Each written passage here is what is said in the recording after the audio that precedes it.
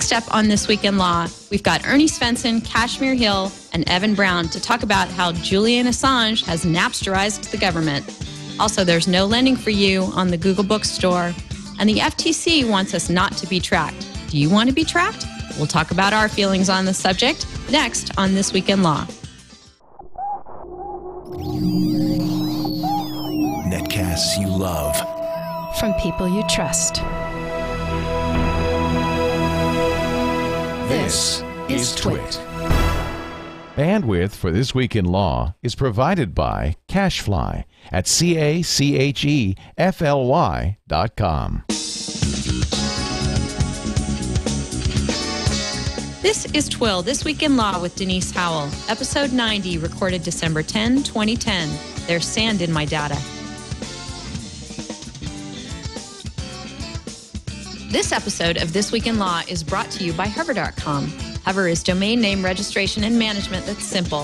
For 10% off your new domain, go to twil.hover.com. Hi, everyone. Welcome to This Week in Law, the Hadron Collider of the law and technology and the internet. We are here today to talk with Kashmir Hill from Forbes. Hi, Kashmir. Hi, Denise. Great to have you on. Kashmir writes the Not So Private Parts blog and has been busy in privacy seminars all week in D.C. on the FTC Do Not Track proposal, as well as other things. So we're real anxious to talk with you all about that on the show. Great. Also joining us, another return to This Week in Law is Ernie Svenson from the Svenson Law Firm in New Orleans. Hi, Ernie. Hey, how's it going? Good to be back. Great to have you back. Also here is Evan, sporting his winter plumage. Hello, Evan Brown. That's right. Hey, how's it going? It's great to see you. Great to be here. Looking forward to our conversation. Great to have Ernie back, and it's nice to meet you, Kashmir. Nice to meet you, Evan. Yes. Wonderful. So I was just saying off the air that last year we kind of punted on WikiLeaks because Conan O'Brien, for me, had covered it basically every night of his show of the week prior, and I think he's been continuing to do that. So in my book, that's sort of when it's been talked about too much, but things just continue to happen. So I think we cannot in good conscience ignore it. And in fact, our IRC channel, and if you're listening live, you might want to join in there. There at irc.twit.tv. Let me know this morning that Mr. Assange is his legal team is gearing up for potential espionage charges in the U.S. Did you guys get a quick chance to take a look at that before the show? Yeah, I did. Yes. Yeah, pretty intense there for Mr. Assange. What they're planning to do is go under the same act, which was unsuccessfully used against the New York Times about the Pentagon Papers. So, this is all kind of rumor and expectation at this point, but just another step in the drama that is Julian Assange and the whole WikiLeaks thing. Any of you been DDoS'd this week? No, I wish that I was popular enough. Yeah. Oh, I'm not on the hacker's bad side. You're not providing any hosting. Well, then you're not like Amazon and Visa and various and sundry other sites who've been under the attack of this anonymous group, and they apparently have been DDoSing the world, and nobody has any plans to rein that in, even though Julian Assange says, he's not behind this and not encouraging them. It's kind of an interesting exercise in the whole government being Napsterized and the results of that. Evan, you remember Mary Hodder's Napsterization blog, sort of named after the fact that, it's not just the music industry that is subject to this, and this is sort of coming to life before our very eyes. Any thoughts on that? Well, that's a great way of putting it. And to be honest, I hadn't thought of it as the Napsterization of government, but no doubt, the fundamental issue of Napsterization is disruptiveness. And that's something that I am I mean, it's kind of weird to say that I'm actually enjoying seeing this happening, but from the sake of intellectual curiosity and the thinking person in me is enjoying seeing how this the extent of the potential for harm that's going on here with WikiLeaks and the nature of the radically distributed or disparate distribution methods of all this is really just changing the way that we think about data disclosures, because it's so so distributed, being out there using available, using the BitTorrent protocol. I think all of us are having a hard time getting our minds around the nature of the harm that can result because of this radical means of distribution. And I posted something about it last night on my blog at Internet Cases. That's just, it just really presents the question, how are we going to think about what it means to have an adequate remedy for this disclosure of information that is made in a way that truly the genie cannot be put back into the bottle in any stretch of the imagination. And despite the best efforts to do that and to encourage that information be blocked, or that companies in alliance with WikiLeaks like Amazon or whomever else be credited for their unwillingness to work with them, just recognizing the utter futility of efforts like that. And so it really causes, it's a good occasion for us to rethink what it means to have an adequate remedy, even if it's, of course, money damages are out of the question. That's just silly to think of this in terms of money damages. But what does it mean to even have a meaningful, equitable remedy in a situation like this, where there's just nothing that can be done to change the reality of the situation, that information is going to be out there regardless of what we want to do, or however much we don't want it to be out there. So that's the real point of disruption that I see in our thinking about these things and the effects that they can have, and the accordant remedies that should be put into place to scale back or undo the harm that can be done with all this. So Napsterization is a great way of thinking about this. I like it. Yeah, I mean, you just don't want to tick off the internet. And people in the IRC were asking, well, aren't dedicated denial of service attacks illegal? Of course they are. But how are you going to stop something like this? Ernie, you had sent in an article by Danny Sullivan titled "Why WikiLeaks Will Never Be Closed or Blocked." You want to elaborate on that one for us?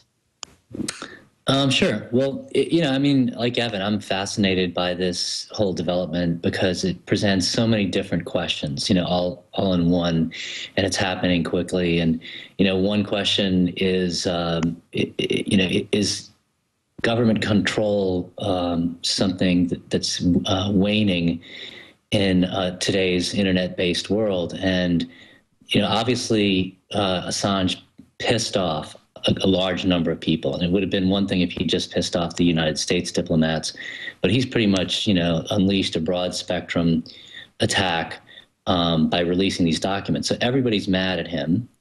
And so, there's this kind of, thriller aspect to this whole development of like, well, is the reason that he's being sought after in Sweden sort of trumped up charges, and what's going on? And so all of that suspicion that he's sort of being hailed in because of, not that he actually did anything wrong, or that, that it was that bad and it's being blown out of proportion by these governments that want to bring him in. Now you get the backlash from people who see this as an overplay of the government hand. And so then they want to go around and attack, whoever is complicit with the government, whether it's, complicit in the sense of helping in any way. So if Amazon takes down something, then these script kiddies or whoever the hackers are going to attack Amazon, and they attack MasterCard, and they attack whomever. And it's sad, that it's all come to this, but it's interesting because you're seeing sort of this battle for, well, we are the centralized government authority, then we're going to do this, and then we are the decentralized script kiddies, hacker overlords that are going to unleash our distributed denial of service attack.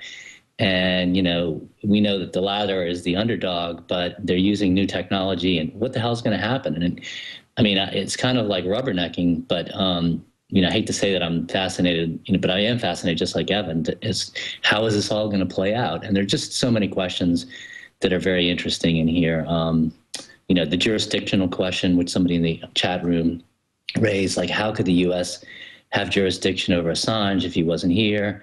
That's a great question, and I don't know the answer. Off the top of my head, I wonder, well, how did they have jurisdiction over Manuel Noriega? But they went in and got him, and they have jurisdiction, and he sat in the U.S. prison for a long time. So, when governments have a lot of power and they get pissed off, it gets interesting.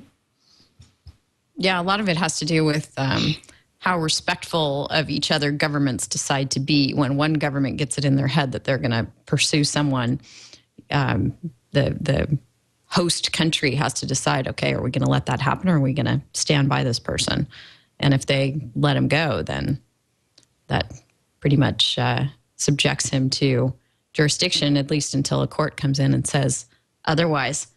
Kashmir, what do you think about this anonymous horde that is acting out their, I don't know what you would call it, vindication, sort of acting as the Greek chorus here? Yeah, it's always interesting to see these kind of crowdsourced acts of revenge. And it does seem to be that people feel if they do it all together, they're less likely to kind of get caught. But increasingly, we're having these conversations about how there's not as much anonymity on the web as we seem to believe that we have. So I'll be curious to see if they do some tracking down of the people involved using IP addresses. I don't know if they really want to put the resources into that, but it is interesting to see all these different ways that people can kind of get together and act on their principles. The vigilante justice. I also, going back to Julian Assange, I think it's been really interesting as a journalist to see the kind of arguments that are taking place over whether or not WikiLeaks is a journalism organization or not. Mm-hmm. The State Department has said, it's not a journalism organization, and by doing that, you can kind of avoid some freedom of the press issues. But if they pursue this case of espionage against Julian Assange, it would be interesting to see a publisher being subject to those charges. Yeah, that's something I've been really interested in following this, that the government seems to be taking a stand on what is and is not journalism, which, as we consider a federal shield law in the U.S., is something I'm pretty leery of. Evan, any thoughts on that?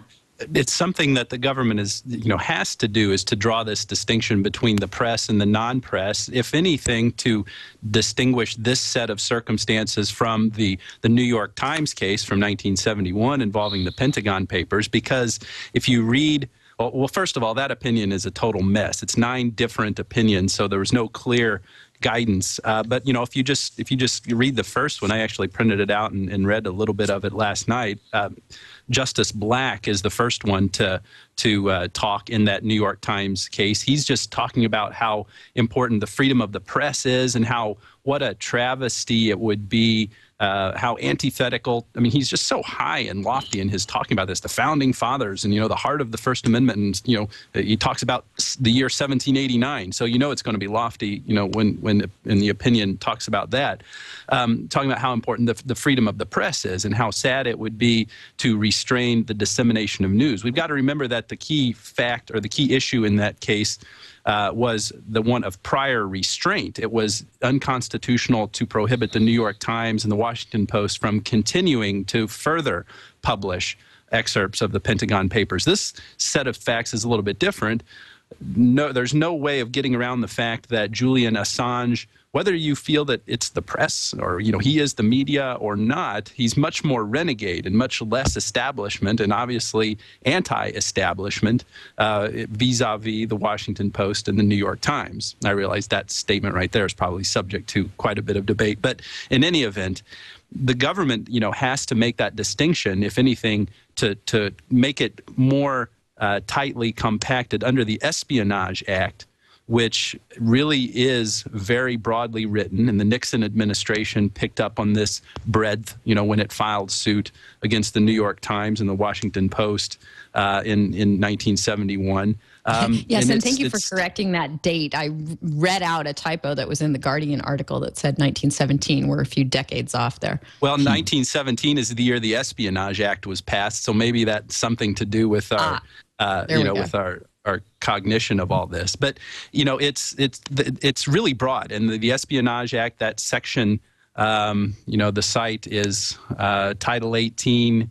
Section 793, the suit in the New York Times case was filed under Section E, which talked about somebody having unauthorized possession of the defense-related material. If you go right up, I don't think that Section 793D was put in there, but that Section 793D of the Espionage Act talks about unauthorized disclosure with somebody having lawful possession of information. So I think Assange would argue, hey, this was leaked by someone, Private Manning, isn't that his name, who has been charged with this disclosure? I didn't unlawfully possess this. This was given to me, so I should be free and clear. I'm not convinced that is a very sure thing that we can rely on under a reasonable reading of the Espionage Act. And so that argument will be made even more bolstered. It will be bolstered even more, easier to make if we can get around this, from the government's perspective, problem presented by the New York Times case from 1971 that talks about this in terms of the press. So that's why I see it being important for the government to say this ain't the press, this ain't the media. Yeah, I wanted to get into the question of anonymity in a little bit broader way via this New York Times editorial by Julie Zhou, or Show, however we say her name, Where Anonymity Breeds Contempt. Evan, I think you sent this in for us to chew on. And as I read through it, I realize that I often am an anonymity NIMBY. I will fight and argue that people like the folks who've been acting on their own in a renegade fashion to express their views about WikiLeaks and the responses to Julian Assange, have the right to be anonymous and take those actions. And of course, if there are illegal actions, they're going to have to face the consequences, but that their anonymity should be sacrosanct. But when it comes down to having to deal with that in my daily life, of course, it's annoying and inconvenient, and I don't care for it much. Kashmir, what do you think about this tension, and how does it pan out when we start to talk about policy and dealing with the anonymity question and the dangers of it? In the context of the article by I think she's an engineer for Facebook, in the New York Times. Yes, right. She is. Which I think should be noted. I mean, Facebook certainly has a vested interest in there not being as much anonymity on the internet. That is the model that they're pushing for. I feel like the internet is still very much evolving, and increasingly we are becoming known there. And the Wall Street Journal What They Know series has been very revealing in terms of just how known we are when we travel around the web. I mean, what is illegal offline is illegal online, and I think it's as we become easier to identify online. There may be changes in how people act there, and I guess that's what she was pushing at in that editorial, is that it'll make us more responsible netizens, and I think that could be a good thing. We talk a lot about cyberspace exceptionalism on this show, a term Professor Eric Goldman, I think, coined. And this seems like a good example of that, what you were just getting at, Kashmir, that, you're walking around in the real world, you commit a crime, if law enforcement is fortunate to be, close enough on the scene to apprehend you, you may be anonymous just as long as they haven't, gotten access to your ID. And so, your anonymity in the real world is a tenuous thing. And, maybe that's how we should treat the internet as well. And maybe there should be some other distinctions there. Evan, what do you think? Well, I really like that point about, the way that you act is kind of defined by social norms. And that's something that this article by Julie Zuo, however we're pronouncing her name, this Facebook design manager, she talks about kind of late in the piece. Facebook's the way that they're approaching this is to try to humanize the nature of the conversation. She talks about emphasizing the human qualities of conversation by putting people's faces and identifying them in terms of a place, like Joe from Lexington, I think is one example that we use here. And to me, this underscores or is a nice example of a larger discussion and a trend that I'm noticing in discussions about privacy and anonymity and how to act online is the increasing emphasis or more of a discussion on norms to bring about a certain result in a certain set of circumstances and ways that we govern ourselves, and perhaps looking less to the law to deal with this and more on norms. And then, the discussion can also take a Lessigan, as in Larry Lessig kind of tone, and talk about how technology and architecture can govern people's conduct in a certain way. And this point here, and then this discussion of norms in the way that people can act and agree to certain non-legal principles to govern themselves. This is a good example of it here, and also hearkening back to what we were just talking a little bit earlier about the the anonymous folks, anonymous with a capital A, / 4chan folks. And then even going back a couple of weeks, that whole story, the meme has died down now, but that story of that magazine who posted that woman's blog post, the magazine that committed that blatant copyright infringement by you know what I'm talking about, the cooking magazine. Cook Source. Cook Source, that story. What we see in each of these things is this mob mentality of really ostracizing a particular behavior on the part of someone. The law, yes, copyright law is lurking in the background, and yes, defamation law is lurking in the background, and yes, the Espionage Act is lurking in the background, but really what we see are norms here being enforced by mob action. And I think that for a lot of folks, the initial response to that is that might be a good thing because we like self-governance, we like self-reliance, and we don't want the government to be all up in our grill and all that stuff. But at the same time, I think if we were to continue our thoughts on this a little bit, that mob action and the enforcement of those norms in an extra legal way outside of the judicial system has the ability to restrain speech even, to much greater levels than what the government could do. Because these norms are not really accountable to like a constitutional baseline. So that's an interesting observation I see from this, and the ways that actions and norms and stuff, both in the online world and the offline world, can really be magnified in a way with broader communications and issues, people being brought together by common issues in this way. Something really interesting I'm seeing these days. Yeah, and I guess it's the same kind of normative decision that prompts sites like Amazon and Facebook to, take action when they have these groups organizing on their platform. Particularly now, I'm thinking of Facebook with the capital A anonymous group and asking them to depart or revoking their services under the terms of service agreement.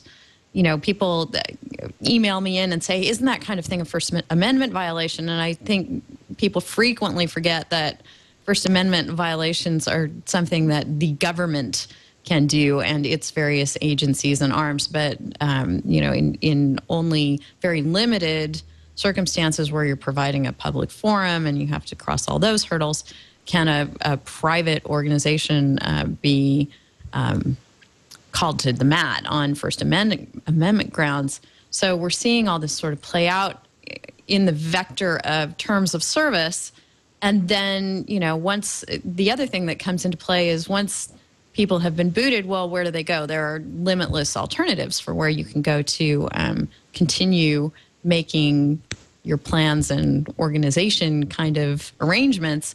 You just might not have quite the convenience or audience that you would have on a platform like Facebook. Ernie, any thoughts about policy and law playing out in various sites' terms of service enforcement? Well, yeah, I found it interesting how swiftly sites like Amazon and MasterCard, especially Amazon and even Wikipedia, are acting to marginalize WikiLeaks. I don't know. To me, that strikes me as more. Now, I'm not sure what the motivation is. Whether it's purely we don't want that controversial organization, hovering over here where it's going to attract attention, or whether they were contacted by government agencies and told, we have all this evidence that this is espionage or terrorism or whatever, and then decided to revoke their status that way. But I mean, it's kind of, you can, once you start delving into terms and conditions, you can come up with all kinds of pretense reasons for, kicking somebody out. And I thought one of the things that was interesting was Amazon had said, you can't use our S3 server or whatever, so see you, WikiLeaks. On the other hand, and Clay Shirky made reference to this, Amazon in the UK is selling the WikiLeaks documents on its site. So, left hand talk to the right hand. I don't know what the problem is, but it has a feel of overreaction, pretense, and being guided too much by, maybe back channel government discussion. That's, I'm not a conspiracy theorist. But that's what it feels like. Did you see that Clay Shirky was on CNN's Parker Spitzer the other night talking about this story? That's excellent. You should definitely check that out. It was him, Naomi Wolf, and Jeffrey Toobin. Yeah. I missed it. What did they say? Oh, what didn't they say? It was really, it was wonderful to see that intelligent kind of discussion about that stuff. Clay Shirky just raised the level of the whole discussion just by being there. But, he's, of course, very much in defense of Assange. And I don't know if it's, for ideological reasons or whatever. But one thing that I liked, I can't remember if he said it in the, while we were there or while we were watching it, or if it was something that he had said on Twitter, or both. I know that he said it on Twitter, but it's something that, he supports Julian Assange because the lapdog press kills people too. So just, this radical sense of openness and the importance of, this, I hate saying it there, but I'll go ahead and say it, transparency and all of this stuff. But it was just, really great. And I'm sure the video's up somewhere that everybody who's interested in this should take a look at it. We'll definitely do that. Well, we've been talking about how you don't want to tick off the internet, and I have another good example of when the internet rides to the rescue in a more benign way to help a little girl who was told that little girls don't like Star Wars. I think Yoda might disagree back here. Big girls do too. And so we'll talk about that, and we'll talk about the do not track proposals from the FTC and a whole bunch of other stuff. But first, I want to thank our sponsor for this show, Hover, hover.com. Hover is all about making domain registration and service simple. I've been using this service. It's amazing. Transferring domains is getting easier and easier from other sites using Hover as well. Domain registration sites have traditionally been more and more complicated. You're in menu upon menu and constantly upsold when you're checking out. It seems like it takes 50 clicks just to buy one domain. You've got pages and pages of offers, and all you really want to do is buy a domain and get it up and running smoothly and quickly. That's why I do use Hover to register my domains now, and I've transferred domains in from other sites. It doesn't sell a ton of services. They focus on making it easy to register and manage domains and email, and they have this great no-hold policy for customer service calls Monday through Friday, 9 to 8 p.m. Eastern. So when you call, you get a live person. They don't put you on hold. They follow up. You've got, back and forth email exchanges with these people if you need to. Hover makes managing domains easy, too. You can use Hover Domain Management to set up an email address, forward an email address, redirect your domains to other website addresses, create URL extensions. I love this service. I use it for TWiL all the time. Set privacy controls, all with fewer clicks and without the website trying to sell you something you don't want. To try their domain management service out, Hover makes it easy to transfer your existing domains over to Hover. You just enter the name of the URL you want to transfer, and then Hover gives you the next steps and tracks the progress as the URL is transferred. Hover domain transfers are free, but they do charge $10 to extend the domain registration 1 year past its current expiration date, which is a really good deal. Hover gives who is privacy for free, and for many people who usually purchase domain privacy with all their domains, this means they'll pay less with Hover. So if you need a new domain, use offer code TWiL, T-W-I-L, and get 10% off. That's twil.hover.com, and use the offer code TWiL. Really love this company. Do go check them out. So over on Tech Dirt, we've got a quick post from Mike Masnick, and CNN covered this as well. There was a young girl in first grade whose name is Katie Goldman. Her dad was a huge Star Wars fan. She expressed her Star Wars fandom in lots of ways, including bringing a Star Wars water bottle to school, until one of the boys told her that Star Wars was just for boys. And as the mom of a first grader, I can tell you kids at this age are definitely trying to gender identify themselves in various ways. And I'm constantly fighting against my son telling me, oh, that's a boy thing or that's a girl thing. Well, Katie didn't take it so well. She was very depressed. She came home crying. Her mom posted about it on her blog, which is called Portrait of an Adoption. And the internet responded. And people from the new Clone Wars TV series, female actresses who play the female characters got involved. Think Geek got involved. All kinds of people have chimed in to combat what is being characterized, I don't know if I would call this bullying, but characterized as bullying at her school. I would just say it's kids not quite realizing or being open-minded enough as to their gender roles at this age. But you guys can debate me on that. Anyway, it's a nice example as Mike characterized it. He says, I'm not sure there's really a lesson for bullying here, but I guess it means you shouldn't mess with Star Wars fans, and particularly those online. Kashmir, any female geek thoughts on this one? Well, the first thing I thought of was the video from a long time ago of the guy on YouTube kind of going through his Star Wars geekery and being attacked online for that, or at least getting a lot of negative attention. But yeah, I mean, I guess crowdsourcing can, be a force for good as well, and supporting somebody who's having problems at school. It's a very cute story. Again, I think the mother was surprised to get this kind of attention, and I think that's something that's really interesting about the way that we live on the internet now. You kind of think that you have a certain privacy just because there's so much out there, and you don't know when you're actually going to get attention paid to something that you write. And it can be an amazing thing when something that you put out there really explodes. In this case, it was good, and then other times it can be a scary thing. Yeah, I think, and you probably cover this a lot on your blog, that people who are writing a blog, like the mom in this example, don't really realize the kind of scope and reach they can have, and that sometimes the responses they get back are disturbing. Do you have any other examples of that you want to toss out for us? Well, another mother blog was the mother, I'm forgetting the name of the blog right now, but she dressed her son up as Daphne from Scooby-Doo for Halloween and, put a photo up, and it became this really controversial thing that she did, where everyone was talking about whether she should have dressed her 5-year-old son up as a girl or not. It really set off this huge debate, and I don't know that she realized that she would get that kind of audience when she first put that out there.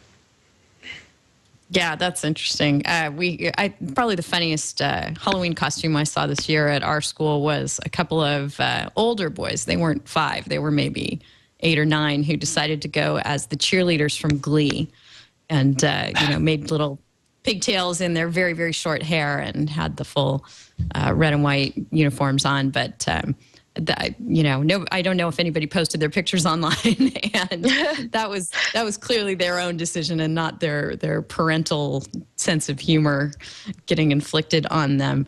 Evan, any thoughts on Katie, the Star Wars girl?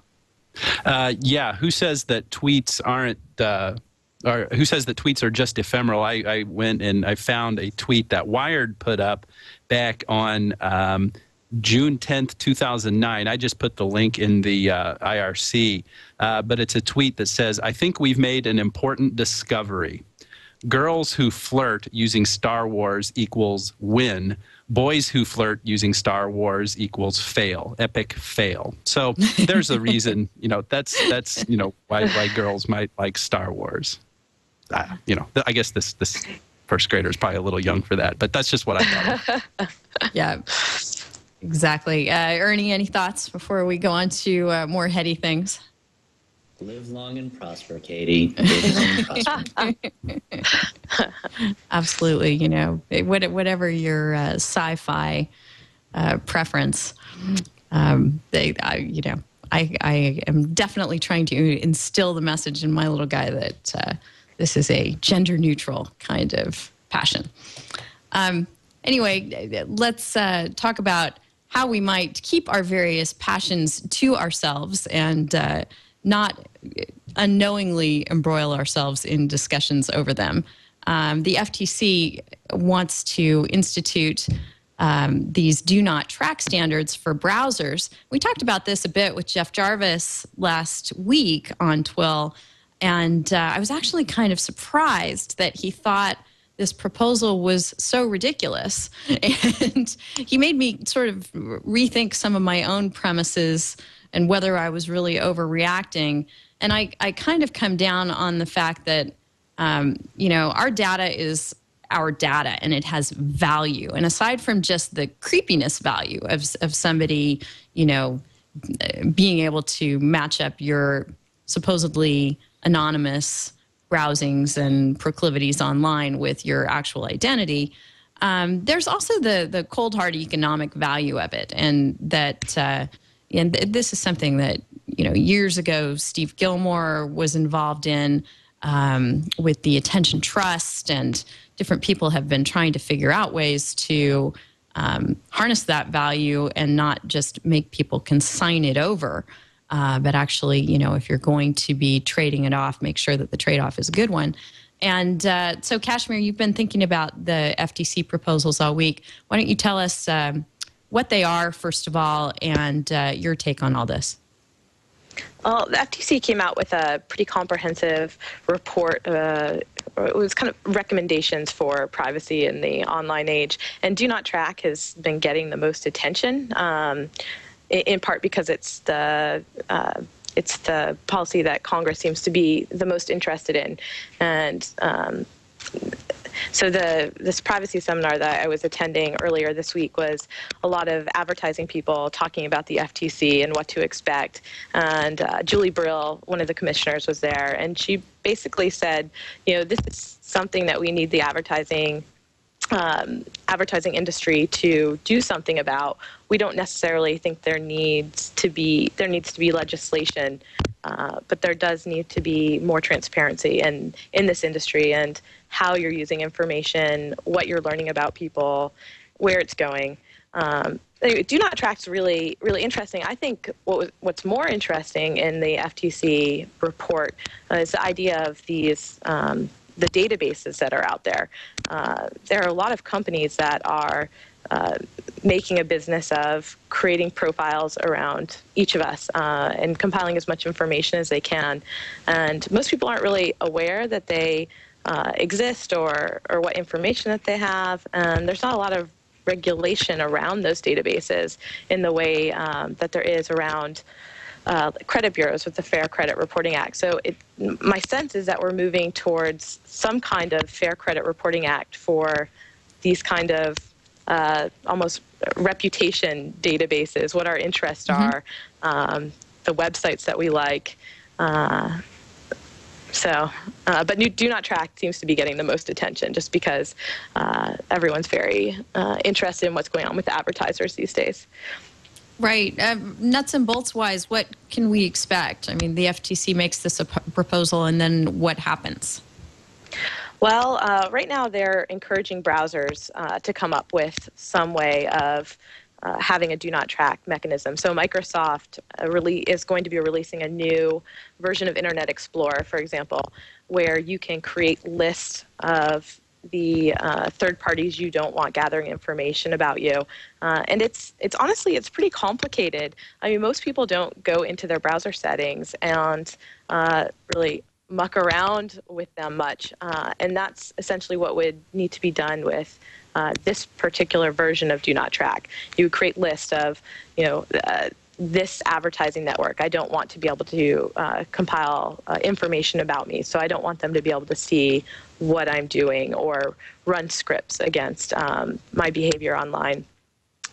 So right now, the FTC is really encouraging the browsers to come up with a solution and the advertisers to, respect consumers' desire not to be tracked. So that's where it stands right now. And Firefox is also talking about incorporating some kind of do not track mechanism. Another way of doing this that the FTC has talked about is having some kind of header in the browser that broadcasts for certain web servers that they don't want to have their activity tracked. And they've talked about it as something that you could turn on and off so that maybe when you're doing Google searches about health conditions, you would turn your do not track flag on, whereas when you're just shopping on Amazon or surfing on game sites, you're okay with advertisers seeing what you're doing and delivering ads to you.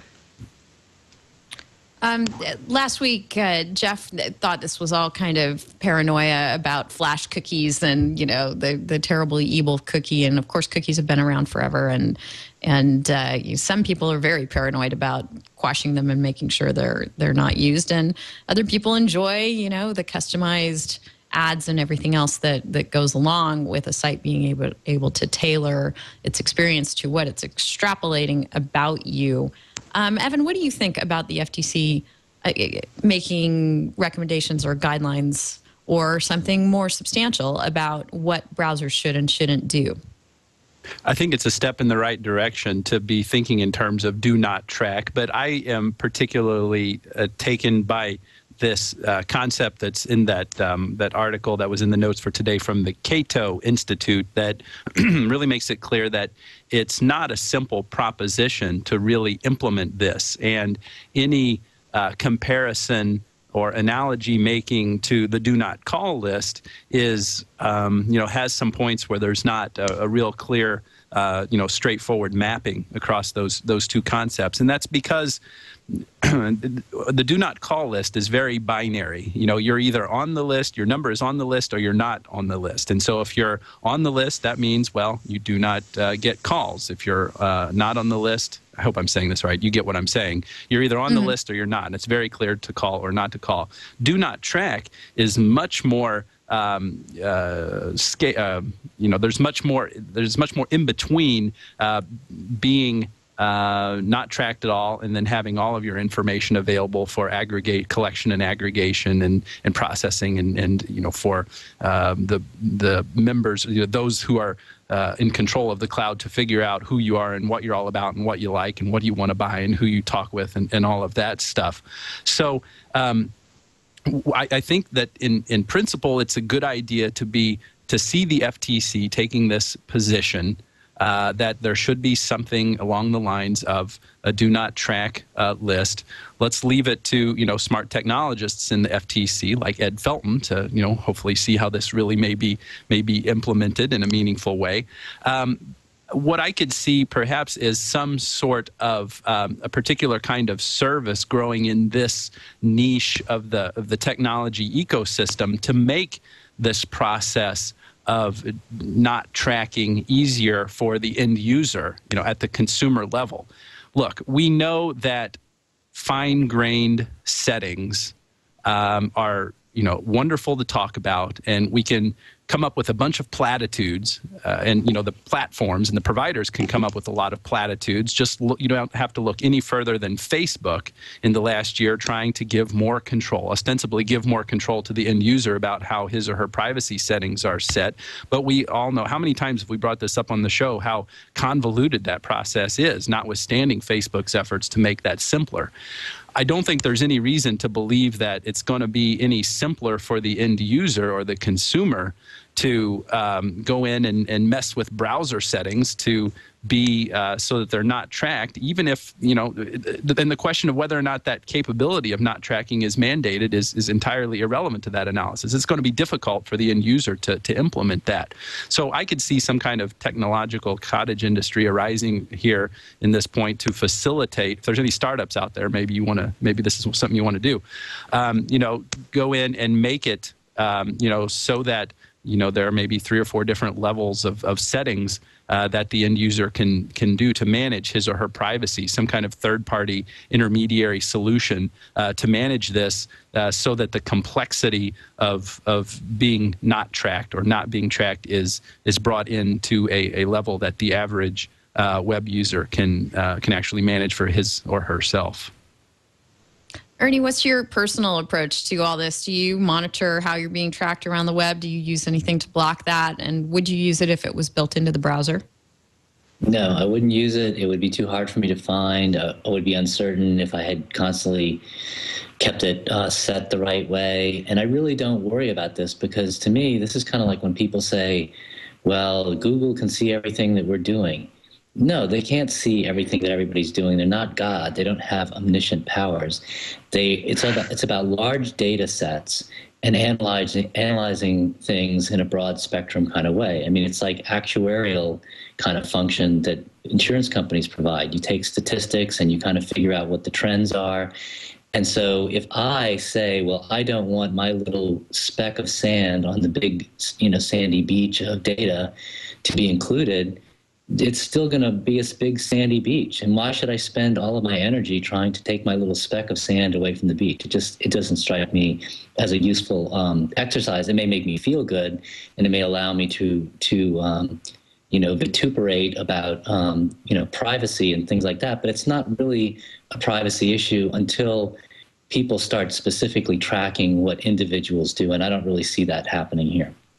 Well, Ernie, I mean, think about it. From the perspective of, that one grain of sand on the beach, the most important part of the world is going to be, the contours around that particular grain of sand. It's not going to care about the beach as a whole. So I trust that you're not saying that it's so that this data is lost in such a vast sea of other information that personal privacy becomes irrelevant. And let me just say one more. No, I'm not saying that. And Denise asked me my personal opinion, so that's my personal opinion. I mean, where I think that it would go, do I think that society ought to spend time trying to do that? I don't know. I mean, people will if they're sufficiently motivated. I think there's a lot of complexity and difficult line drawing to be done, and then the lines are going to have to change because new technology developments will occur. But I think it's important whenever you start talking about this to realize this is not like saying somebody can peek in my window and see what I'm doing and they're motivated to watch me all the time. It's more about large data sets and whether people want to allow their information to be included in those large data sets or not. I mean, that's, to me, the issue. Yeah, but it's something that's interesting. I think a lot of people are comfortable with, targeting. I think behavioral targeting isn't that creepy to people. I think we're getting used to the fact that you search for shoes and then you'll get a shoe ad, 3 days later for the same pair of shoes. And people are pretty comfortable with that. What I think is more interesting is that it's becoming easier to take information from lots of different places and put that together. And, for Ernie, know a lot about you and have it be linked to your identity, and then knowing how that's being used. So the Wall Street Journal had an article a week ago, I think, and it was about how insurance companies are using this kind of information to, predict life expectancy, depending on whether you're, reading Runner's World or reading Gourmet magazine, that you're, a healthier, fitter person if you're reading certain kinds of magazines or surfing certain kinds of websites. So in that way, I think that there's a real impact to the information that's being compiled about your little piece of sand. And what I'm interested in is the T word, transparency, and consumers having access to that information about them, where it's being compiled and who gets to have access to it. Right, and having the off button. I'd like people to be able to have a choice and say, no, I don't want my insurance company to know whether I'm reading Gourmet and or Runner's World. And by the way, I read both and they cancel each other out.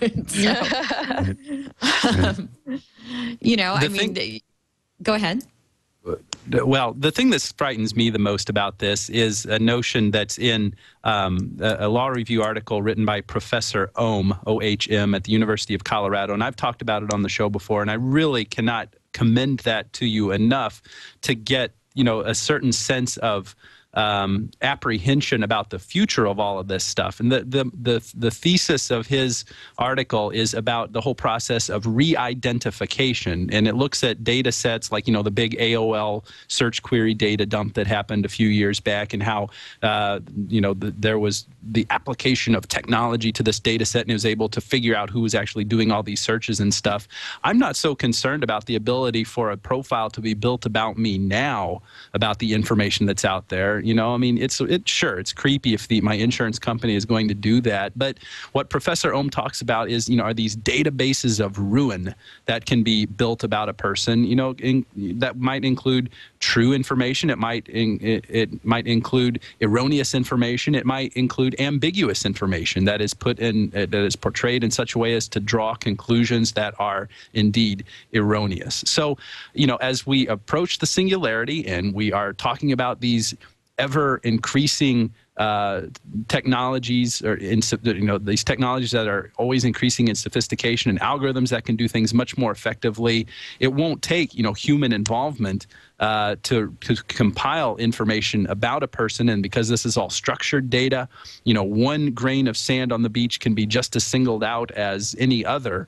That's what I'm really worried about, is kind of the unintended consequences or the nefarious application of technology on disparate data that can be out there. And in a certain sense, that seems not directly related to transparency. This will happen regardless of whether the person knows that it's out there.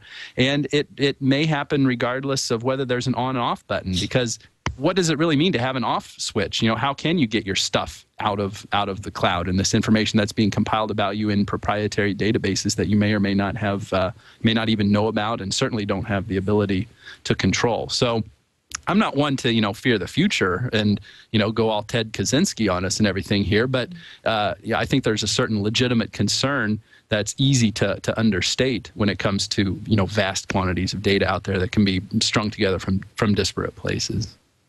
Yeah, and I definitely have concerns about, being able to fine-tune your choices, what you're going to contribute to the vast quantity of data out there, and particularly when it comes to kids. Has there been any talk, Kashmir, at the conference you've been at, about the FTC's updating COPPA and how this kind of protection, you might want to think about it differently when you're talking about someone under 18 or under 13 or even younger than that? Yeah, I know that Markey has said that he has plans to incorporate some kind of do not track mechanism in a new into a child protection bill. I don't know exactly what his plan is, but I know that is a concern that he has, in part because there have been some abuses of information about kids being used. Yeah, you've referenced a couple of times the Wall Street Journal What They Know series, and the couple of pieces I read about the information available about children are really, really good. Worth checking out if you're a parent, just so you know what actually goes on when your kids go on and play those online games. Let's see. I want to move on and talk a bit about a couple of book-related stories. One is, we talked about TeachBook a while ago on the show. Yet another entity has come under the Facebook "You shall not use book in your name" radar, and this one, Lame Book, is a particularly funny site dedicated to poking fun at the oft-times unintentional hilarity that appears on Facebook, writes Jason Fisher, who's the link we have on this. So Lame Book, once again, in the crosshairs. We don't have our resident trademark expert, Marty Schwimmer, on the show with us this week, but do you guys really think that Facebook's going to be successful in cornering the mark world on the word book? Ernie? I hope not.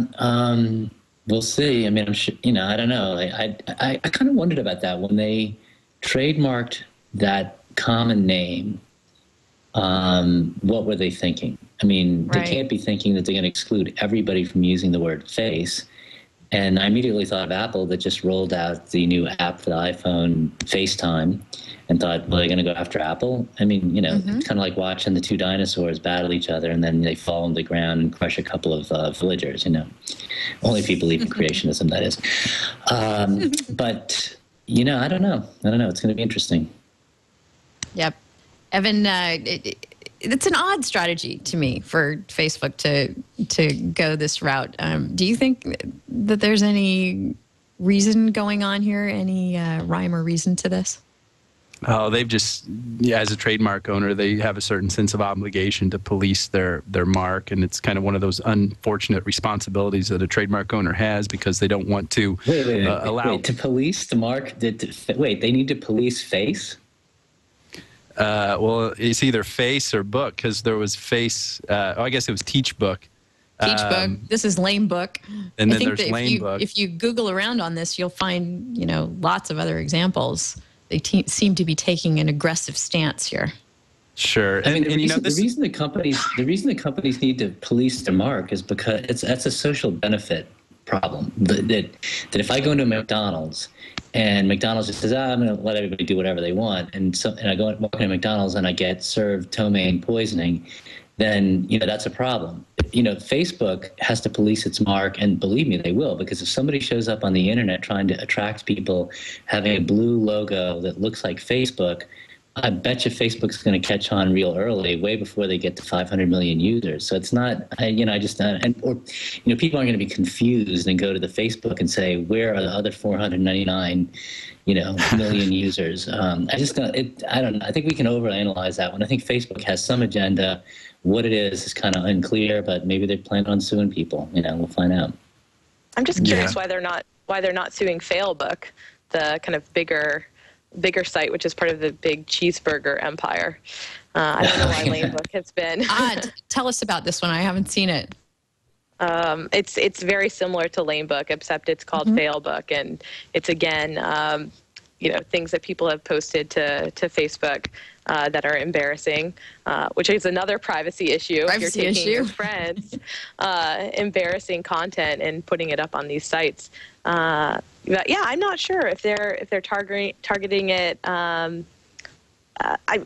feel like it actually is good for their brand, because you stumble upon Failbook or Lame Book, and maybe you don't know about Facebook yet, and now you're going to go there and sign up so you can see this great, hilarious content from your stupid friends.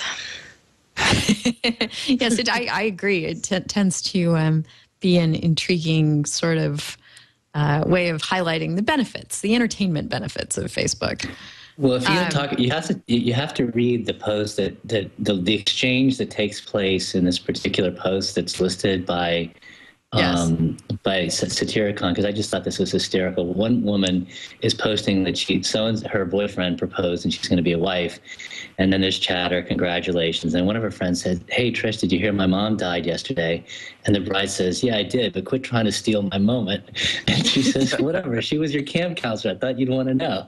Chill out!" Exclamation point. And she says, "Screw you. I'm getting married and I'm excited." He goes, "You best back off before there's two people dead." Yeah, the dialect is right out of the I mean, Jersey this is Shore. real stuff happen. Apparently, if it's not, it's excellent writing. I guess the hazards of going off topic in a thread are graphically demonstrated there. Also contributing to our entertainment worlds this week has been Google, which finally got Google Books off the shelf and into people's hands, no longer known as Google Editions. And, nothing too exciting or interesting from the law and technology standpoint there, except I threw it in for discussion because as the other big hitters in this arena, the Kindle store and the Nook, et cetera, are moving more toward making books more freely transferable between their users. Both have some kind of lending at this point. Google has come out the gate saying, nope, we're not going to let you lend. Don't know if that's going to change down the road, but I thought it was an interesting decision. Of course, they have a huge, huge library of books available, and they support the EPUB standard, which means that it's going to be easy to move those things around from device to device, and they are platform agnostic at this point. They'll, make applications that work on everything that might be out there. Ernie, any quick thoughts on the Google Books announcement?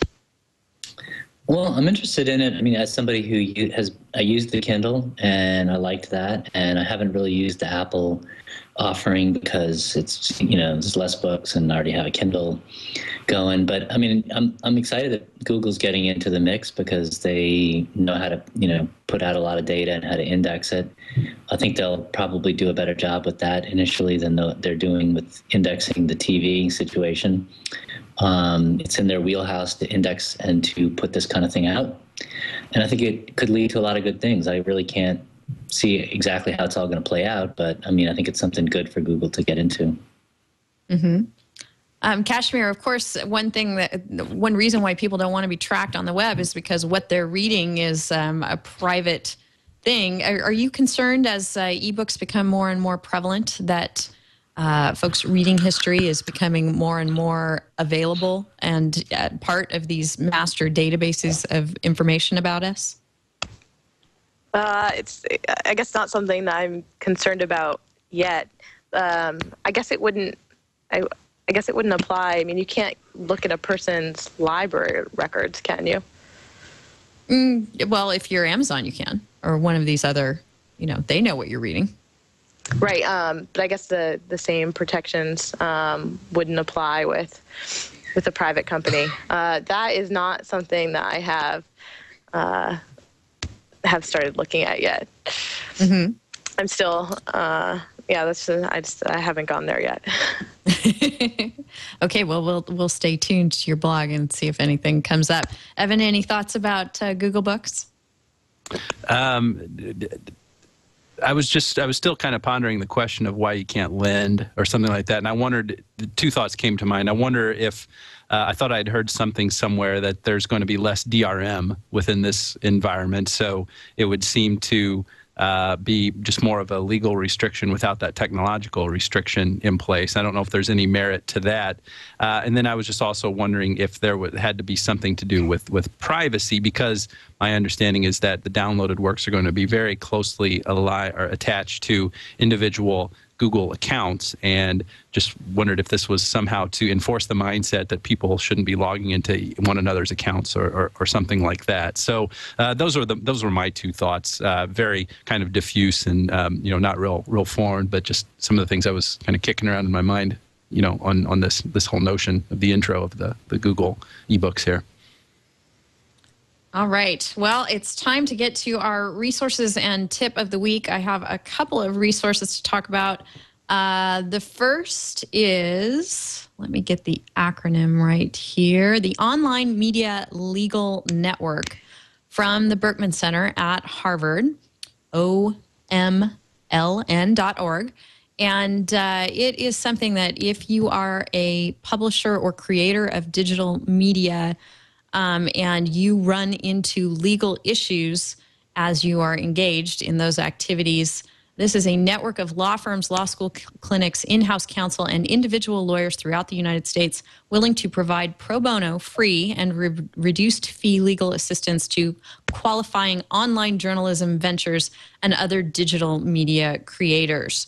So I guess per the U.S. government, this would let Julian Assange out of who's eligible, but many, many others would fall within this net. It's a nice thing to see happen. Any quick thoughts, Evan, Ernie, or Kashmir on this beta project from the Berkman Center? Evan?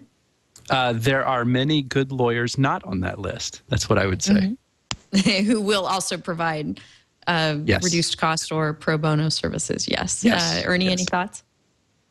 No, I'm impressed. I think it's a great project. I looked at the website, and there were a lot of good law firms, and I like the way that they set it up. It seemed like it was a good collaborative resource for lawyers who do work on one case to share with other people, the lawyers who work on similar cases, so they have a good knowledge management back end to it. And I'm impressed. I think it's a great resource. I think it's something that people who publish things on the web and get into trouble and don't know where to turn should check out. Kashmir, unless you want to chime in on this too, I wanted to have you actually talk about our other resource of the week, which I found on your blog. It's called What the Internet Knows About You. Tell us about that. Sure. This is a story I've been covering since last week. It's one of these kind of security flaws on the internet. It's called, Firefox calls it the CSS visited history bug. And it's basically, it uses JavaScript. So on a website, they can have code that uses JavaScript to pull up a series of links and then check to see if you have visited them, because JavaScript turns them purple once you've clicked on something, and it's blue if you've never been there before. So this is a bug that can go through and look at all of the websites that a particular web surfer has been to before, and it's not technically illegal, or we'll see. There's some class action lawsuits filed over it now, but it was a kind of flaw in the internet that people knew about, and some researchers at the University of California, San Diego, went through some of the most popular sites to figure out if it was actually happening, and they found that YouPorn, which everyone got very excited about, was doing this and checking to see if people had been to other porn sites. I asked them why, and they did not respond to me. And ad networks were also doing this to, they said, kind of test their data, that they had bought data from, they had bought some sand from some databases, and they wanted to figure out whether the data was good. So they were kind of checking it against people's behavior. So I speculated that they want to see if somebody who supposedly was interested in buying a car had actually been to car sites. So what the internet knows about you, and I encourage everyone to go to it because it'll tell you whether your browser is vulnerable to this flaw or not. It runs this JavaScript against your web browsing history and will tell you which sites you have recently visited. And if you're on Chrome or Safari, I don't think it should show you anything interesting. But if you are on Internet Explorer or Firefox, you might be surprised to find out what the internet knows about you. Good. I'm definitely going to check that out after the show. I have a couple of tips of the week, too, courtesy of the Google Public Policy blog. The first is a post they put up about fine-tuning their copyright control issues on YouTube.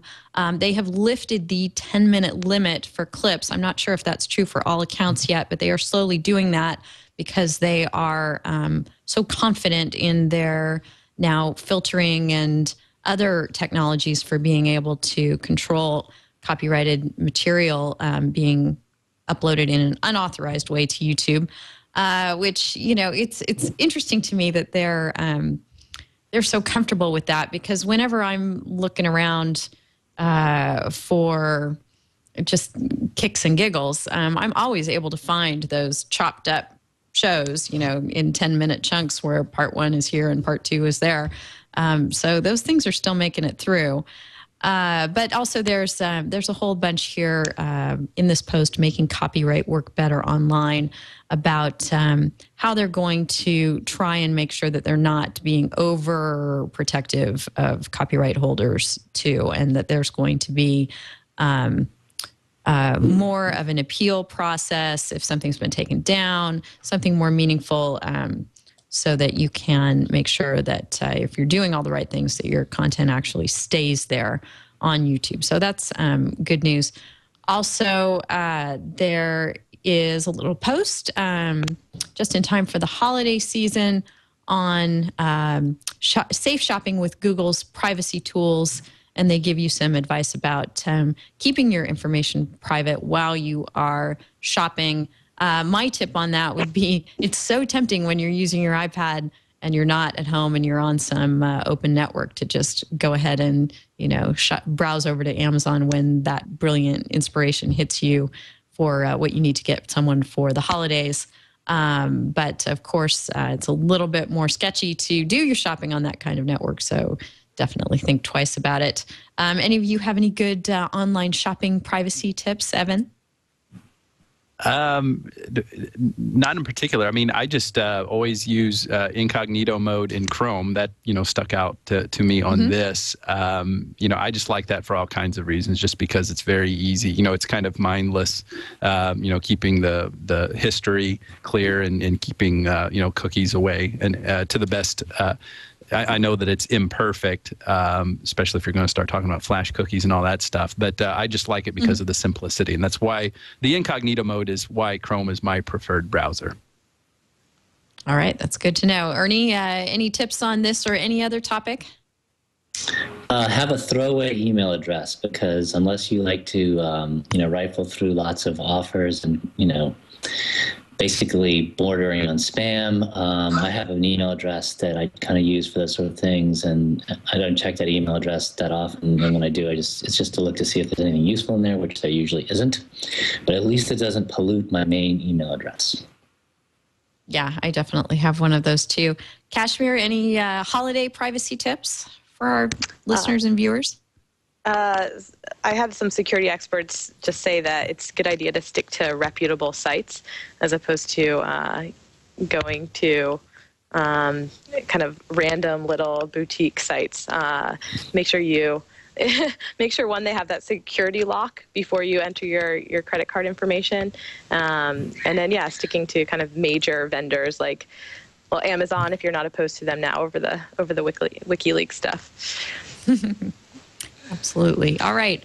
Well, with that, we'll let you all get into your holiday shopping weekend. I really appreciate you all joining us today on This Week in Law. Kashmir, pleasure meeting you. I'm looking forward to following along with your blog and chatting with you sometime soon. Thanks so much for coming on the show. Great to meet you, Denise. Folks, you can find Kashmir on Twitter. She's at Cashhill. And also her blog, once again, is the Not So Private Parts on Forbes. Ernie, great to have you back on the show. Great to be back, as always, and I enjoy chatting with Kashmir. She's a lot of fun to talk to. She's up there in Washington where my son is, so I told him to be careful with the snow. A little bit of local knowledge goes a long way. Ernie, of course, blogs at ernietheattorney.net. and is Ernie Attorney on Twitter. And Ernie, what are you up to for the weekend? I'm going to watch a Saints game. I'm going to do yoga, and the yoga so that I can watch the Saints game without going nuts. And that's pretty much it. There we go. Again, they'll cancel each other out. Exactly. Finally, Evan, up in Chicago, hope you're staying warm enough through the holidays. Yes, trying to. Doing just fine on that so far. So, it's just weird. I mean, I can't believe, we've just got one more show between now and Christmas, right? And just a couple more shows. Yes, except for next week, we're doing our double header. Remember, we're doing back-to-back shows starting at 10 a.m. Pacific time on Friday, and we'll go for an hour and do another show at 11. And we've got some great guests lined up for those. I'm really excited for them. So do join us then. And of course, in the meantime, follow Evan on Twitter. He's Internet Cases, and his blog is internetcases.com. And if you guys want to give me a shout, because I need to think about things to talk about for 2 back-to-back shows next week, do give me a shout at Denise at twit.tv or D. Howell on Twitter. And check out our Facebook page between the shows, because we post up questions. We'd love to get your feedback and help fine-tune our take on the issues at facebook.com/thisweekinlaw. And everyone else, have a great holiday weekend, and we'll see you next week.